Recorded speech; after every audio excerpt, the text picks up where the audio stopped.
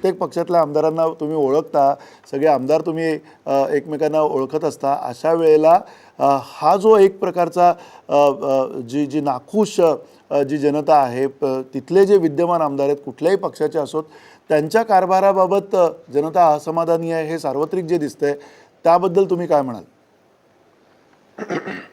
आता या लोकसभेच्या निवडणुकीमध्ये 240 विधानसभा मतदारसंघामध्ये आमची महायुती पुढे आहे, हे तर आपण सगळेजण बघतोच. परंतु गावागावामध्ये फिरत असताना लोकांचा एवढा प्रचंड राग आहे सध्या असलेल्या आमदारांच्या संदर्भामध्ये आणि त्यातल्या त्यात आघाडीच्या आमदारांच्या संदर्भामध्ये. लोकांची काय अपेक्षा होती? लोकांना म्हणजे लोक ज्यावेळेस तुम्हाला निवडून देतात त्यावेळेस तुम्ही निवडून गेल्यानंतर लोकांचाही थोडं विचार केला पाहिजे ना. अलीकडे काय झालं की एकदम मुंबईला निघून गेले की पुन्हा गावात यायलाच तयार नाही कोण. आणि आता आमदारांच्या डोक्यामध्ये अशी हवा आहे की काय संपर्क ठेवायची गरज आहे, त्यावेळेला पैसे फेकूत, दारू पाजूत, असे धंदे करून निवडून येऊत, असं जे लोकांना म्हणजे नेत्यांना वाटत होतं. आता तशी परिस्थिती राहिलेली नाही. लोक खूप शहाणे झालेले आहेत. मी तर परवा गेल्या निवडणुकीमध्ये मी बघितलं की एका उमेदवाराने प्रत्येक घरामध्ये पोलचीट आणि पैसे, एका मताला पैसे आणि पोलचीट असं करून निवडून आलेले लोक आहेत. आणि आता ते फिरताना दिसत नाहीत. त्यांच्या डोक्यात काय पुन्हा असा प्रयोग करू, पण लोकांना काय वाटतं आता नाही. म्हणजे काही ठिकाणी तुम्ही कितीही जरी पैसे खर्च केले आणि जर तुम्ही लोकांबरोबर नीट वागलो नाही, तुम्ही किती श्रीमंत असा किती असा, प्रफुल्ल पटेल लोकसभेला पडतात. याचं काय काय गणित आहे की तिथं सगळ्या गोष्टी अशा रेलचेल होत्या, सगळ्या सेवा सुविधाचं रेलचेल होती, तरी प्रफुल्ल पटेल पडले. याचा अर्थ असा आहे की ते एकदा म्हणजे निवडून गेलेली माणसं पुन्हा लोकांना भेटत नाहीत, संपर्क करत नाहीत, हे लोकांना राग आहे. आणि आता लोक असं ठरवलेत की आमचा माणूस पाहिजे, आम्हाला बोलणारा पाहिजे, आम्हाला विचारणारा पाहिजे आणि तो आम्हाला भेटला पाहिजे. तू किती मोठा असशील तुझ्या घरचा, परंतु मला माझ्या कामाला आलं पाहिजे, असं म्हणणाऱ्याची संख्या आता वाढलेली आहे. त्याच्यामुळं आता ह्या मंडळीवर लोक नाराज आहेत. हे सूर्यप्रकाश इतकं सत्य. नक्की. एक समीर दलवाईंकडे तुम्हाला हा प्रश्न विचारायचा आहे. तर लोकसभेची परिस्थिती वेगळी होती, विधानसभेची परिस्थिती वेगळी आहे. हे जे दोन प्रश्न आहेत, या दोन प्रश्नांमध्ये तुम्हाला काही अधिक अर्थ सापडत आहेत का? कारण या दोन प्रश्नांवरतीच सगळी निवडणूक खरं तर अवलंबून असणार आहे. जे त्या विधानसभा मतदारसंघामध्ये स्थानिक प्रश्न आहेत, त्या स्थानिक प्रश्नांना स्थानिक आमदारांनी, विद्यमान कुठल्याही पक्षाचे असो, जर तिथे असमाधान असेल तर त्याचा फटका त्या राजकीय पक्षांना बसणार आहे. तुम्हाला असं वाटतं का की हे जे आमदारांचे चेहरे आहेत, जे तिथे प्रस्थापित असलेले जे आमदार आहेत, ते बदलले तरीसुद्धा काही प्रमाणात फरक पडू शकेल निवडणुकांच्या निकालामध्ये? आपण म्हणालात मगाशी की लोकसभेच्या आणि विधानसभेच्या निवडणुकात फरक पडणार आणि त्याच्यात नक्कीच आहे. कारण जे स्थानीय पातळीचे जे प्रश्न आहेत, राज्य पातळीचे प्रश्न आणि विशेषतः स्थानीय पातळीचे प्रश्न, ह्याच्यावर जास्त कौल असतो लोकांचा, जो लोकसभेत एवढा नसतो. आणि लोकसभेत मतदान करताना आपण सर्वच जाणता की देशाच्या पातळीवरचे प्रश्न आहेत, परराष्ट्रीय प्रश्न आहे, फायनान्स आहे, डिफेन्स आहे, ह्याच्यावर जास्त लोकांचा कल असतोच नक्की. पण इथं आपल्या, आणि म्हणून पटेल साहेब मगाशी म्हणाले त्याच्याशी मी थोडासा सहमत आहे की आपला नेता आपल्यात आहे की नाही, आपल्याशी कसा वागतो आणि आमचा आवाज त्याच्यापर्यंत पोहोचतो की नाही, आणि तो आमचा आवाज पोहोचवतो की नाही, मी अगदी सहमत आहे त्याच्याशी. हा जर गुण आपण बघत असलो तर तेच नेते नेहमी निवडून येत असतात आणि त्या पक्षाला पुन्हा संधी देत असतात. तेव्हा हा प्रश्न जर आपण पाहिला तर आम्हाला नक्की असं वाटतं की राष्ट्रवादी काँग्रेस पक्षाचा जो प्रश्न आहे, आमचे जे आमदार आहेत किंवा आमच्या ज्या जागा आमच्या निवडून आलेल्या आहेत, त्याच्यात नक्कीच आम्हाला पुन्हा एकदा आणि अजून कितीतरी अजून जागेत सुद्धा आम्हाला यश नक्की मिळेल. कारण राष्ट्रवादी काँग्रेस पक्षाने स्थानीय लेवलवर आज जरी तुम्ही पूर्ण महाराष्ट्रात पाहिलात तर एक नंबरवर राष्ट्रवादी काँग्रेस पक्षच आहे. आणि लोकल स्थानीय लेवलवर जी लिडरशिप आहे, जी असली पाहिजे, ती आमची नक्कीच मजबूत आहे. नक्की. म्हणजे तुम्ही म्हणताय की स्थानिक पातळीवरची तुमचं जे नेतृत्व आहे ते मजबूत आहे. रवी श्रीवास्तव, हे जे साधारणतः जे निरीक्षण दिसतंय, प्रत्येक मतदारसंघामध्ये कुठल्याही पक्षाचा आमदार असो त्याच्यावरती नाराजी असण्याचं काय कारण असेल असं तुम्हाला वाटतंय? मंदार, मैं समझता हूँ कि शायद ये आपके सर्वेक्षण का सबसे इंटरेस्टिंग पार्ट है जो ये आपने सर्वे किया है, और ये एक चीज़ दिखाता है कि मतदार में अभी भी जागरूकता पूरी तरह से नहीं आई है और इसीलिए वो अपना निर्णय नहीं कर पा रहा है। उसने अंशतः बोला कि हाँ समाधानकारी है, फिर बोला हाँ पार्शियली हमारा काम हो रहा है, ऐसा उसने ये वो दिया है। आपको मैं एक थोड़ा उदाहरण देना चाहता हूं कि हमारे दिल्ली के अंदर आम आदमी पार्टी मोहल्ला सभा करती है। मोहल्ला सभा करके वो बोलती है कि हमारे जो आमदार हैं उसको 4 करोड़ रुपए मिले हैं, आप बताइए आपके लिए क्या काम करना है। मैं यहाँ पे जितनी भी राजनीतिक पार्टियां बैठी हुई हैं, मैं उनसे ये बताना चाहता हूं कि कृपया आप अपने आमदारों को तैयार रखें कि जब वो जाएंगे अब अपनी कॉन्स्टिट्यूंसी के अंदर दोबारा, तो आम आदमी पार्टी उनसे एक सवाल जरूर पूछेगी कि पिछले 5 सालों में जो 20 करोड़ रुपए आपको इस क्षेत्र के लिए मिले उसका आपने क्या इस्तेमाल किया है। यह सवाल एक हर आमदार से जरूर पूछा जाएगा।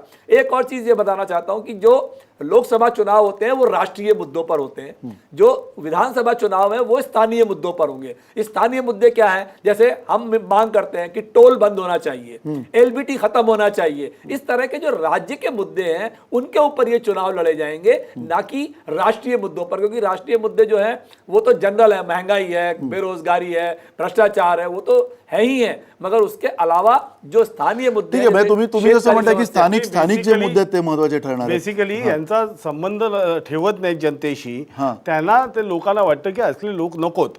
अगदी आता हे आम आदमी पार्टी आपला किती जनतेशी संपर्क आहे साधायला सांगतायत ते, पण त्यांचे दिल्लीतले जे नेते आहेत, जे अरविंद केजरीवाल यांच्या नंतरचे नंबर 2 जे पटपटगंज विधानसभा मतदारसंघातून निवडून आले होते, तर त्या विधानसभा मतदारसंघामध्ये बोर्ड लागलेले आहेत की या आमदारांना तुम्ही कुठे पाहिलंय का म्हणून.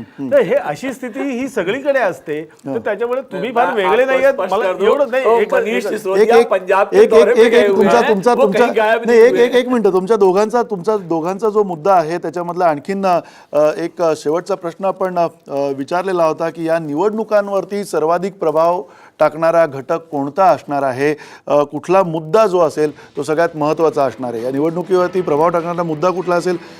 भ्रष्टाचार, महागाई, बेरोजगारी, जातीयवाद, कायदा सुव्यवस्था आणि पायाभूत सुविधा. याच्यामध्ये भ्रष्टाचार हा पुन्हा एकदा मुद्दा आणि पायाभूत सुविधा म्हणजे इन्फ्रास्ट्रक्चर, या दोन्ही गोष्टींवरती सगळ्यात जास्ती सर्वसाधारण मतदारांचा कौल होता. महिला मतदार असतील त्यांचासुद्धा साधारणतः भ्रष्टाचार आणि पायाभूत सुविधांवरती महिलांचा जवळजवळ सारखा कौल आहे.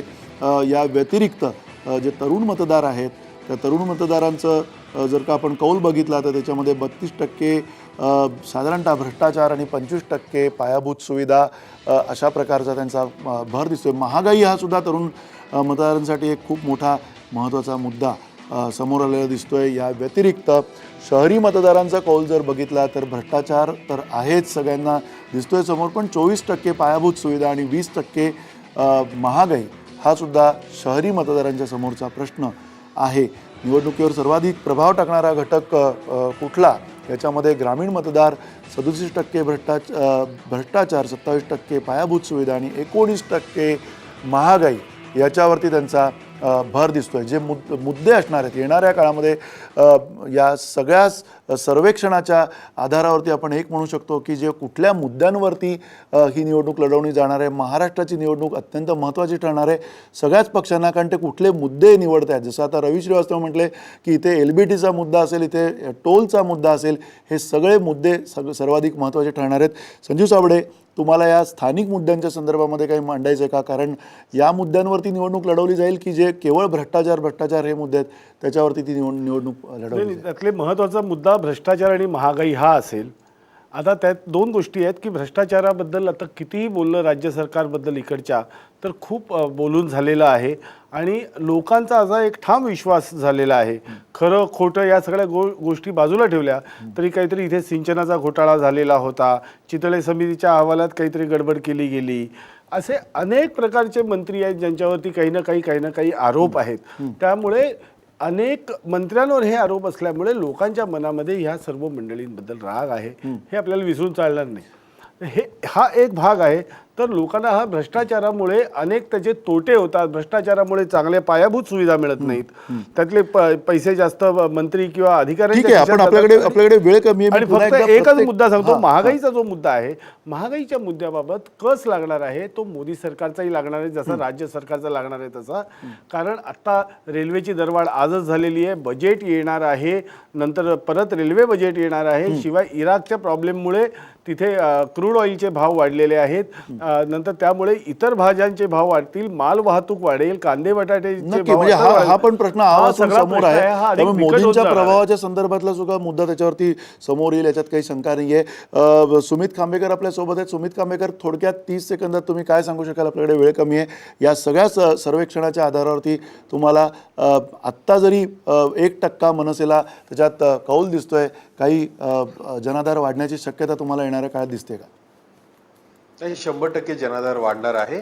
कारण की प्रेझेंटेशन जे काय आपलं नवनिर्माणाच्या दृष्टीने आणि मनसेच्या दृष्टीने आम्ही करणार आहोत, जी ब्ल्यूप्रिंट आणणार आहोत, त्याच्यानुसार लोक मतदान करतील. लोक अतिशय निर्णयक्षम नेत्याकडे बघत आहात आणि आपले सर्व सर्वेमध्ये जर आपण बघितलं तर लोकांचा कल हा बदलाकडे आहे आणि त्या दृष्टीने आम्ही सर्व प्रयत्न करतोय लोकांना एक चांगलं सरकार देण्यासाठी. आणि आमच्या मनामध्ये नवनिर्माणाच्या ज्या काही संकल्पना आहे त्या लोकांसमोर आम्ही जरूर आणणार आहोत आणि त्याच्यानंतर लोक भरघोस मतदान करतील हा विश्वास मला आहे. म्हणजे अजूनही मनसेची जी झाकली मोठी आहे ती 1.25 लाखाची आहे की काय, असं त्यांना म्हणायचं. बरीच वर्ष ऐकतोय, ती कधीतरी यावी. ती येईल कदाचित. ते म्हटलेत ऑगस्टमध्ये येणार आहे, असं मला असं वाटतं म्हटलेले आहेत ते. पण जुलै वेळ महिन्यामध्ये कमी आहे. साहेबांनी आपण सांगितलंय. ब्लूप्रिंट आणि या सगळ्या मुद्द्यांकडे येतच राहणार आहोत. पण समीर दलवाई, थोडक्यात काय आव्हान वाटतंय या सगळ्या सर्वेक्षणाच्या नंतर? तुम्हाला काय वाटतंय की आघाडीसाठी सर्वाधिक आव्हान काय असेल आणि तुम्हाला काहीतरी या सर्वेक्षणाच्या नंतरच्या काळामध्ये काही आशेची